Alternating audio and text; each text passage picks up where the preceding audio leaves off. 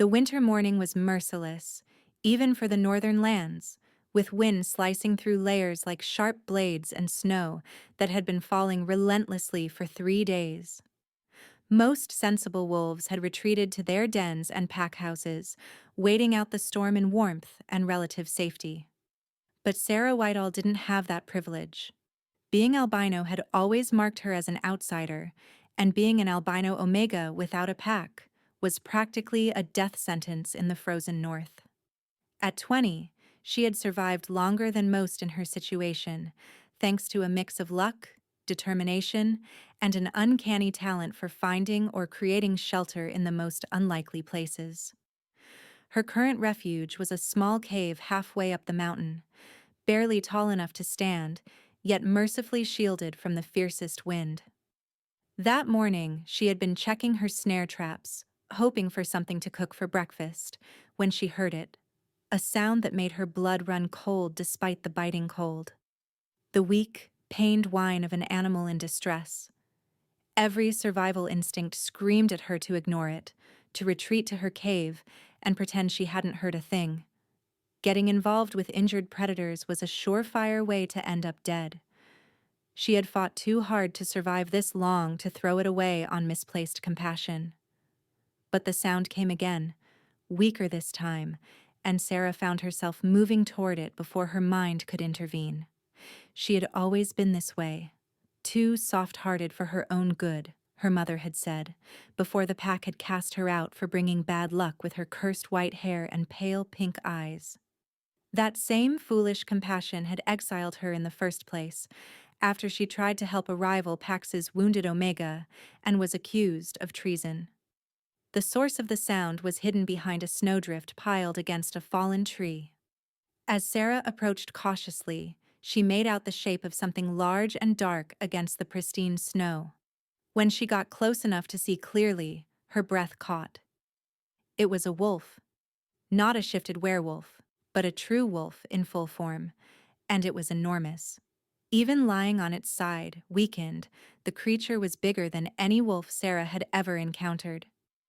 Its fur was jet black, with unusual silver markings along its face and legs, and even in its current state, she could feel the raw power radiating from it, like heat from a fire.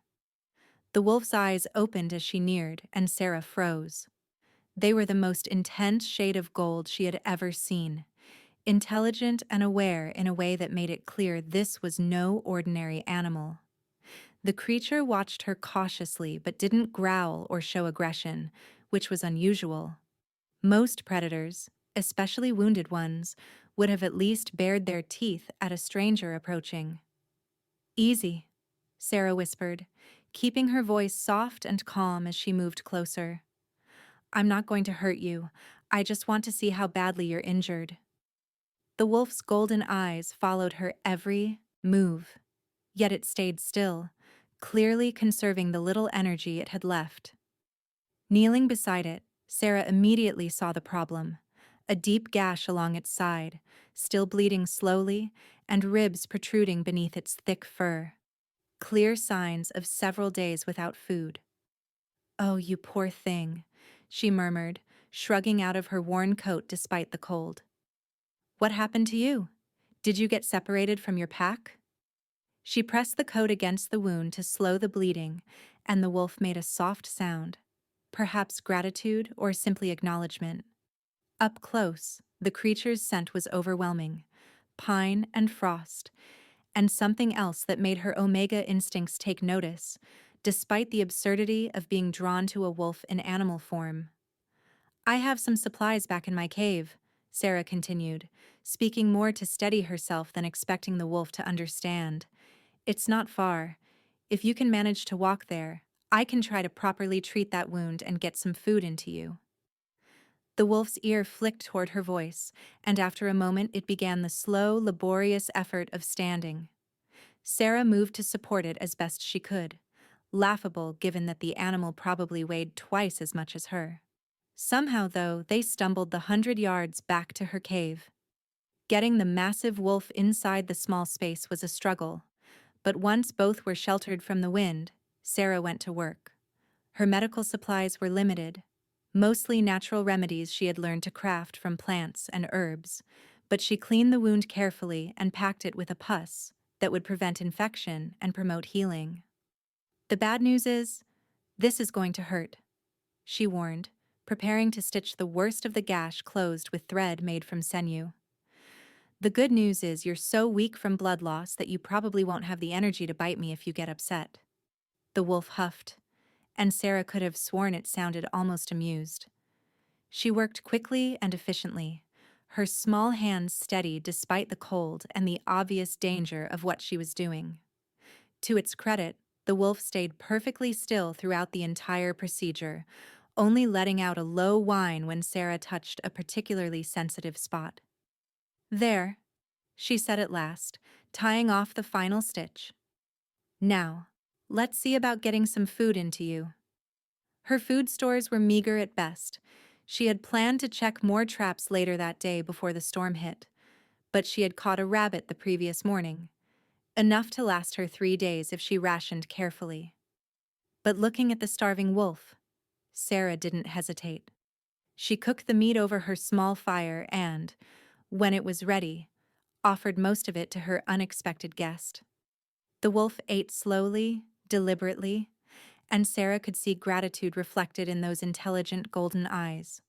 When the food was gone, it settled near the fire with a deep sigh, and Sarah found herself curling up beside it without thinking. The cave was small, and the night bitterly cold.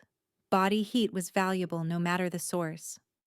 I should probably be more concerned about sleeping next to a predator that could kill me with one bite, she murmured, exhaustion tugging at her. But honestly, you're the first company I've had in months, even if you can't talk back. I'll take my chances.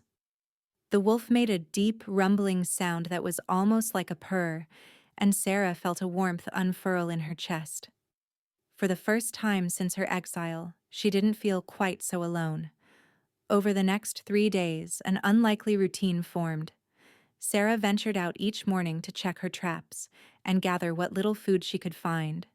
Never much, but always enough to share.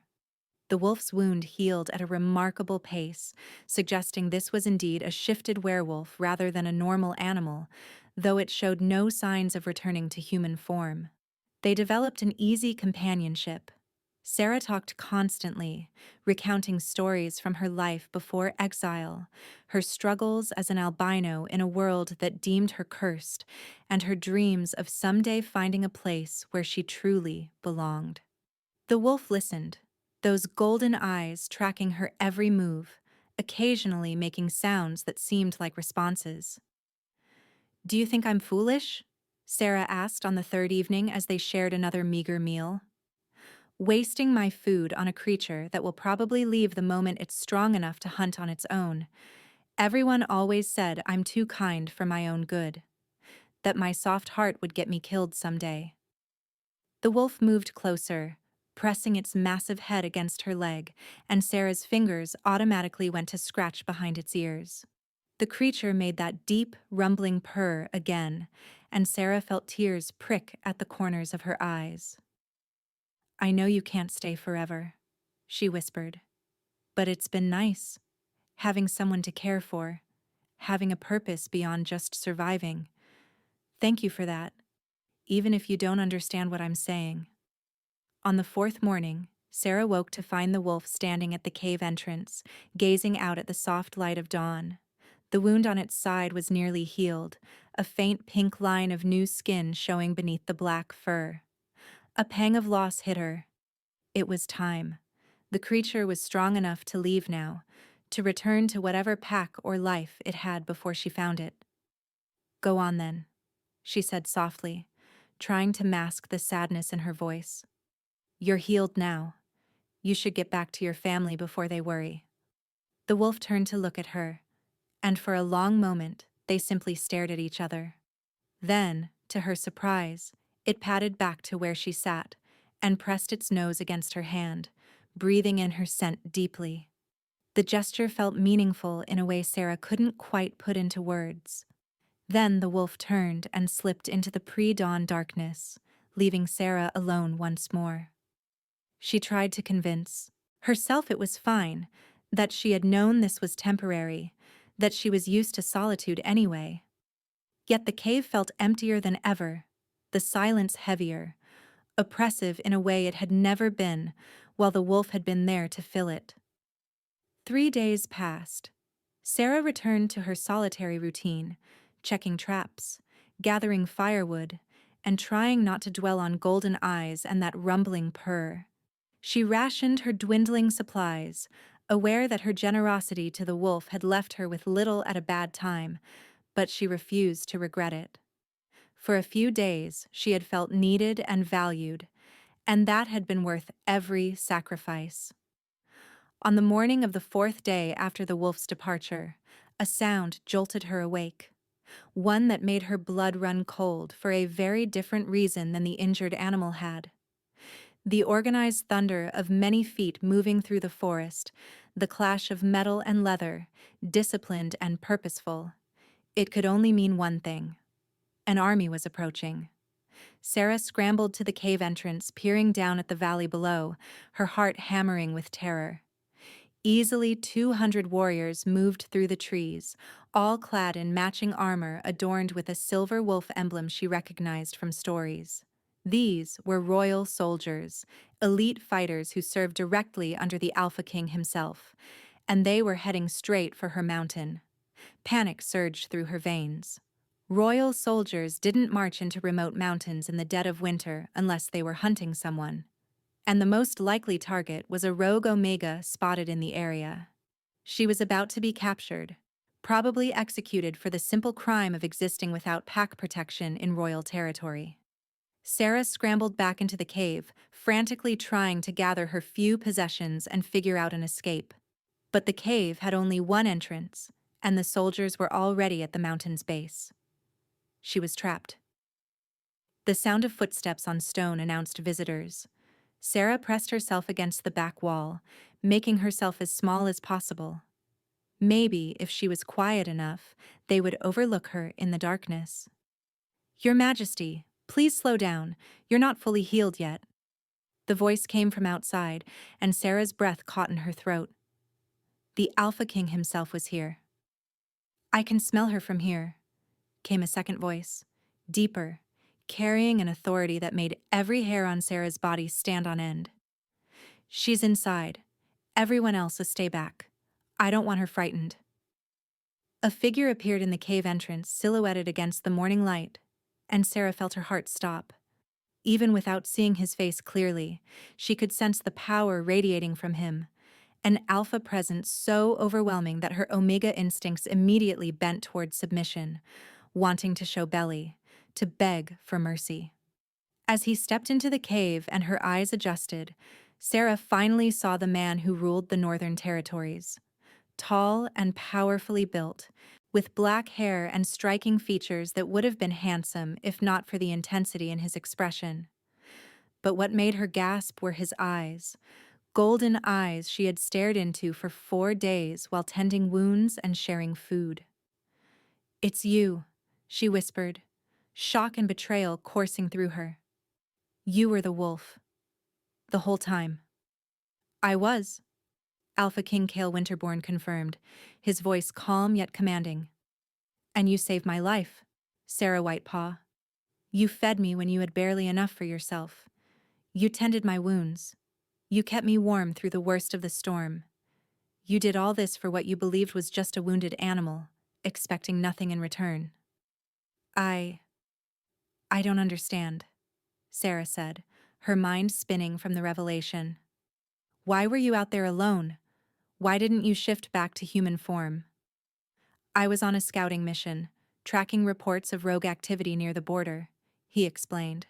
"I was ambushed by rogues working with a rival pack. They knew I would be traveling that route and set a trap. The wound you treated was from a silver blade, which prevented me from shifting back until it healed enough." His expression darkened as he recalled the memory. "If you hadn't found me, I would have died out there. The silver poisoning, combined with blood loss and starvation, would have killed me within a day." "I'm nobody," Sarah protested, confusion heavy in her voice. "I'm just a rogue Omega, One most packs would have left to die. Why are you here with an army? Surely you have more important things to do than thank someone for basic compassion. Kale moved closer slowly, careful not to frighten her, until he knelt to meet her eye level. Up close, his scent was the same as it had been in wolf form, pine and frost, with that indefinable something that made her omega instincts sing with recognition. Basic compassion, he repeated, a note of wonder in his voice. Sarah, you gave me the majority of your food for 4 days when you had barely enough for yourself. You stayed awake at night tending my fever. You talked to me as if I mattered, shared your stories, fears, and dreams with what you thought was just an animal. Do you have any idea how rare that kind of selfless kindness is? Anyone would have done the same, Sarah mumbled, lowering her eyes to the cave floor. No, Kale said firmly, lifting his hand to gently tilt her chin so she had to meet his gaze. They wouldn't have. Most wolves would have either killed me for meat or left me to die, rather than waste resources on an unknown predator. But you didn't hesitate. The moment you heard me in distress, you came to help, despite the danger to yourself. Tears pricked behind Sarah's eyes. I know what it's like to be alone, suffering, with no one to help. I couldn't leave you to die like that. Which is exactly what makes you extraordinary. Kale's golden eyes searched her face with an intensity that stole her breath. Sarah, I need you to understand something. While you were caring for me these past days, something happened. The mate bond formed between us. The words hit her like a physical blow. That's impossible. I'm just a rogue Omega. I'm albino. Most packs consider me cursed. You're the Alpha King. We can't possibly be mates. The moon goddess doesn't care about status or superstition, Kale replied, his voice absolute. She pairs souls that complement each other, that make each other stronger. From the moment I caught your scent while you tended my wounds, from the moment I felt your genuine compassion and heard your beautiful voice sharing your stories, I knew. You're my mate, Sarah. The one I've been searching for across a century of existence. But I can't be a queen, Sarah protested, even as her heart raced with impossible hope. I don't know anything about politics, leading, or being what your people need. I'm just a survivor who's been living in a cave. You have something far more valuable than political training, Kale said softly. You have genuine compassion. You have the ability to see the value in others, regardless of their station or appearance. You have a kind heart that would give away your last meal to someone who needed it. Those are the qualities that make a true leader, Sarah. He reached out and gently took her hand, and Sarah gasped as the mate bond surged to life between them, a warm, golden thread of connection she had been too overwhelmed to recognize until now. I'm not asking you to decide anything right now, Kyle said softly, his thumb tracing slow, soothing circles across the back of her hand. I know this is a lot, and you need time to understand it all. But I want you to know one thing. You'll never be alone or unwanted again. Whether you accept the bond or not, you're under my protection. No one will ever cast you aside or treat you as lesser because of how you look. Why? The question burst out of her before she could stop it. Why do you care so much? You barely know me. I know enough, Kyle replied quietly. I know you're brave enough to help a creature that could have killed you. I know you're kind enough to share what little food you had. I know you're resilient enough to survive alone in one of the harshest parts of the North. And I know that for 4 days, you made me feel cared for and seen in ways I haven't felt in decades. His voice softened to a whisper. Do you know what it's like to be the Alpha King, Sarah? Everyone wants something. My power, my protection, my resources. But you didn't even know who I was. And you still chose to help me. That kind of genuine kindness is rarer than gold. Tears streamed down Sarah's cheeks, and she couldn't pull her gaze away from those golden eyes, eyes that had watched her with trust while she tended his wounds, shared her fears, and told stories she never meant to tell. "I'm scared," she whispered. "I'm scared I'll disappoint you, or prove everyone right about albinos being cursed. I'm scared I won't be what you need." "Then we'll be scared together," Kyle said softly, repeating the same words she had once told him when she thought he was just a wolf. "Because I'm terrified too. Terrified that I won't be able to show you how precious you are. Terrified I won't be able to heal the hurt you've carried alone for so long. Terrified of failing you when everyone else already has." The raw vulnerability in his voice made her chest tighten. This was the Alpha King, feared, revered, powerful, confessing his fears as openly as she had, showing her that strength didn't mean never being afraid. "What happens now?" Sarah asked, her voice trembling. "Now," Kyle said gently, "I'd like to take you home, to my palace, where you'll have warm rooms, real meals, and healers who can make sure you're healthy after surviving in such brutal conditions. Where you can rest, recover, and decide what you want for your future. And where, if you allow it, we can get to know each other as two people, not as a caretaker and her patient." "And if I choose to leave?" Sarah asked softly.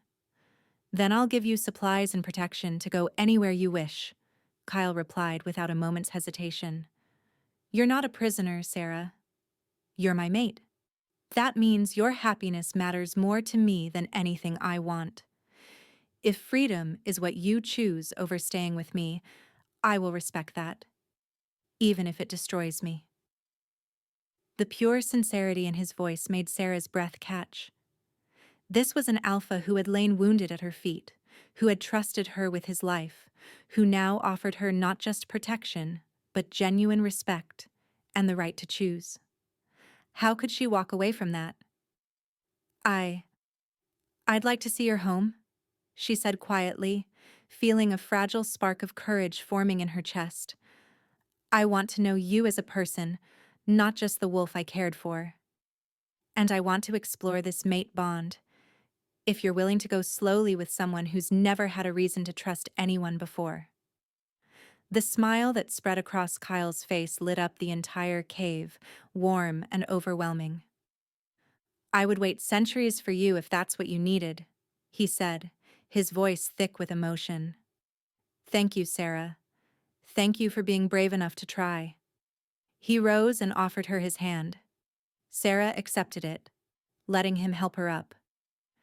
As they walked toward the cave entrance, she finally saw the massive army gathered below, an entire force waiting for their king. 200 warriors, she whispered, stunned. "You brought 200 warriors to find me?" "I brought 200 warriors to find the woman who saved my life," Kyle corrected gently. "And to make sure anyone who even thinks of harming you understands that you're under royal protection now. No one will ever threaten you again, Sarah. You have my word." As they descended the rocky path together, Sarah noticed how the warriors reacted to her. Shock flickered across several faces at her white hair and pale skin. Instinctively, she edged closer to Kyle, old wounds tugging her back into fear. Kyle's voice rose with powerful authority. "Look at your king." Every warrior snapped to rigid attention. "All of you, remember this moment," he commanded, his voice carrying across the mountainside. "This woman saved my life when I was wounded and vulnerable. She gave me her food when she barely had enough for herself. She showed compassion without knowing who I was or what I could offer her." He wrapped an arm around Sarah's shoulders, pulling her into his side, protective, certain, claiming. "She is my mate, chosen by the moon goddess herself, and she will be your queen. Anyone who has a problem with her coloring or her background can answer to me personally. Is that understood?" "Yes, Your Majesty." 200 voices thundered in perfect unison, and Sarah felt her throat tighten with emotion at the fierce protection in Kale's tone. An older beta with gentle eyes stepped forward and bowed deeply. "My lady, we owe you a debt that can never be repaid. Thank you for saving our king's life." I I didn't know he was the king," Sarah stammered, overwhelmed. "I just saw someone who needed help." "Which makes your actions even more admirable," the beta said with a warm smile. "True kindness expects nothing in return. You will make an excellent queen, my lady." The journey to the royal palace took 2 days, and with every hour that passed, Sarah found herself falling deeper under Kale's spell. He was nothing like the cold, distant ruler she had imagined. Instead, he was thoughtful, quietly funny, with a dry humor that made her laugh. And he listened to her, truly listened, in a way no one ever had. He told her about his life, the crushing loneliness of leadership, the endless responsibilities that came with the crown. He shared his hopes of building a more just society, one where wolves were valued for their character rather than their rank or appearance. And when she spoke, he listened with rapt attention, his eyes softening at every story. With each conversation, Sarah felt her confidence growing, realizing that he genuinely cared about who she was. Not what she looked like, not where she came from. That night, seated by a crackling campfire while the warriors kept a respectful distance, Kale turned toward her with a quiet seriousness. "I have a confession," he said. "When you were caring for me, when you talked to me like I mattered, even though you thought I was just a wounded wolf, I fell in love with your voice." Sarah blinked, startled. My, my voice? "The way you told stories to keep me company," Kale continued softly. "The songs you hummed while treating my wounds. The gentle way you reassured me when the pain was too much. I've never felt so cared for in my entire life." Heat rushed to Sarah's cheeks. "I didn't realize you understood everything I was saying." "Every word," he confirmed, golden eyes glowing in the firelight. "Including the part where you said you were foolish for wasting your food on a creature who would probably leave you once he healed." Her face burned in embarrassment, but he reached out and brushed his fingers against her hand. "For the record," he added, voice low, "I had already decided I was never leaving you, even before I knew we were mates. You were already too precious to walk away from." "I'm not precious," Sarah whispered, looking down. "You're a woman with the kindest heart I've ever seen," Kale said firmly. "Brave, compassionate, stronger than you know. You are precious to me, Sarah, and I hope, someday, you'll see yourself the way I see you." When they finally reached the palace, Sarah was overwhelmed by its sheer grandeur. The enormous structure of white stone gleamed in the sunlight, almost too beautiful to be real. Staff members lined up along the entrance to welcome their returning king, and Sarah felt every curious gaze lingering on her unusual features. But Kale never left her side, his hand resting lightly at the small of her back, grounding her with silent reassurance. He introduced her to each staff member not as a rescued rogue, not as a charity case, but as his mate and future queen. And the warmth in his voice made it unmistakably clear that anyone who valued their position would show her the respect she deserved. The rooms he assigned to her were larger and more luxurious than anything she had ever dared to dream of. A massive bed piled high with soft blankets, a bathroom with steaming hot water, a wardrobe already filled with clothing that somehow fit her perfectly. But her favorite part was the balcony, opening to a breathtaking view of the mountains that reminded her of the wilderness that had kept her alive for so long. "If it's too much, we can find you something simpler," Kale said gently, clearly afraid she was overwhelmed. "I know this is a lot to adjust to." "It's perfect," Sarah admitted softly, then offered him a shy smile. "But it will feel a little empty without a large black wolf taking up half the room." Kale's eyes darkened with unmistakable heat. Is that an invitation? Maybe, she said, surprising herself with her own boldness. I got used to having you around, even in wolf form. Sleeping alone again is going to feel strange. Then you won't have to, Kale murmured, stepping closer until their breaths mingled. I told you, Sarah, you're never going to be alone again. Not if I can help it. His kiss felt like coming home to a place she had never known but had always been searching for. The mate bond surged between them, glowing bright and sure, weaving a connection that felt unbreakable. And in that moment, Sarah understood what the moon goddess had known all along. She was never cursed. She had always been blessed. Blessed with a heart that had saved a king. Blessed with courage that had carried her through the darkest nights. Blessed with a mate who saw her worth when the world refused to. In the weeks that followed, Sarah settled into her new life far more easily than she expected. Kale kept his promise to go slowly, giving her space to learn at her own pace.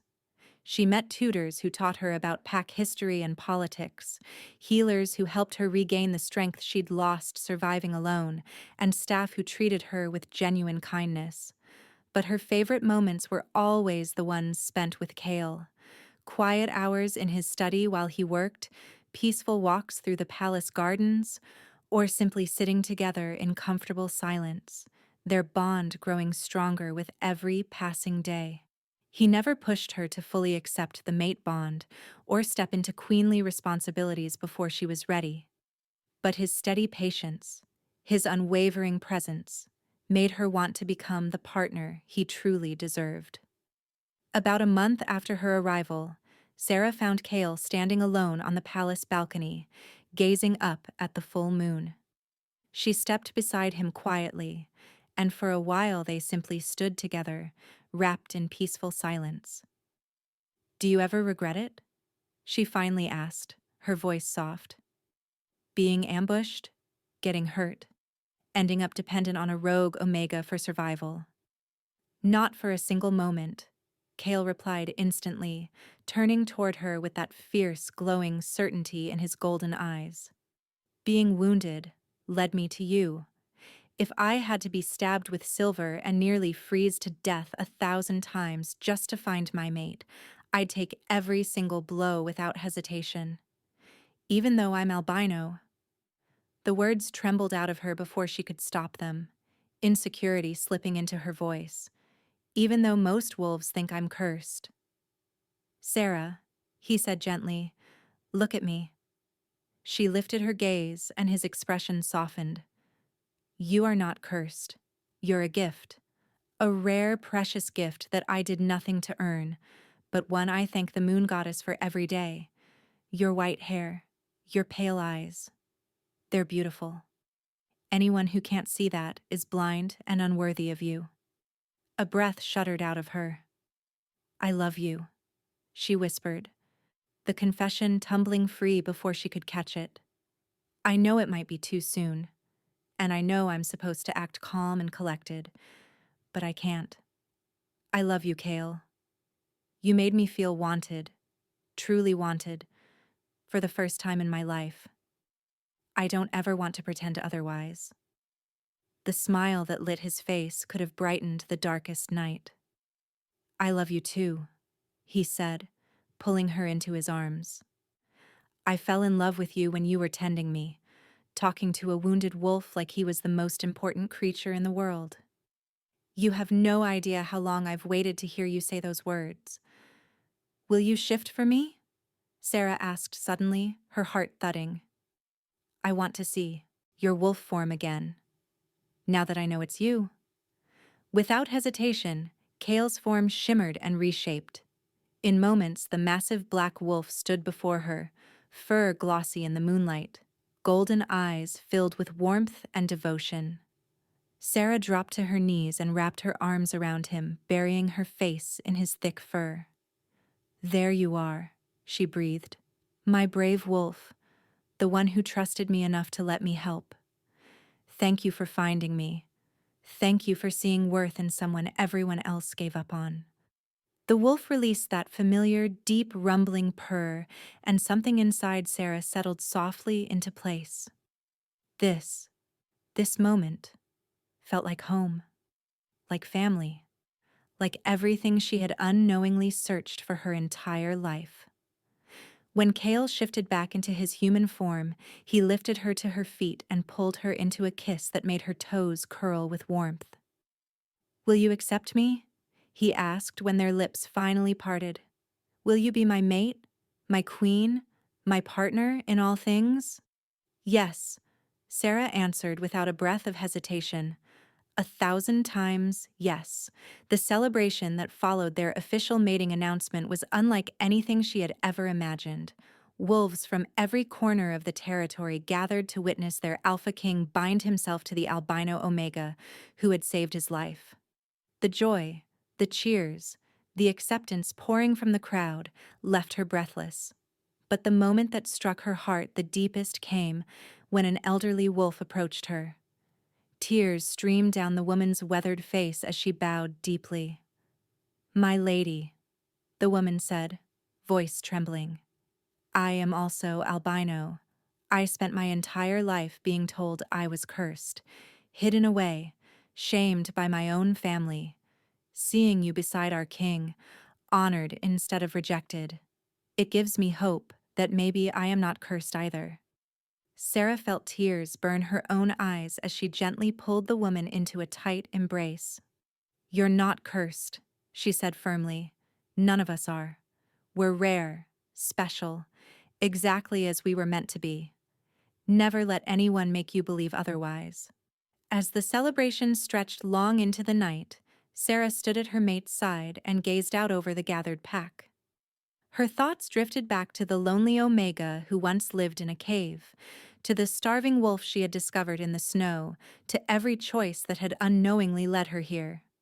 She had offered food, expecting nothing more than the simple peace that came with helping someone in need. And in return, she had received everything: love, belonging, a home, a family. Proof that compassion was never wasted, even when given to strangers. The Alpha King had arrived with 200 warriors, prepared to tear the world apart to find the woman who saved him. What he found was not just a mate, but a partner. Someone who would stand beside him to build a better world for every wolf, no matter their appearance or past. Sarah Whitepaw, once the cursed albino Omega, had become Iron Queen of the Northern Territories. And her reign would be remembered not for the power she commanded, but for the compassion she carried. The same compassion that moved her to feed a starving wolf, never knowing she was saving a king. Sometimes the smallest acts of kindness change everything. Sometimes offering food to a hungry stranger becomes the very first step toward reshaping an entire world. And sometimes the moon goddess moves in quiet, mysterious ways to guide two destined souls toward each other. All it took was a little food, a great deal of courage, and a heart generous enough to care for a creature in need, without expecting anything in return.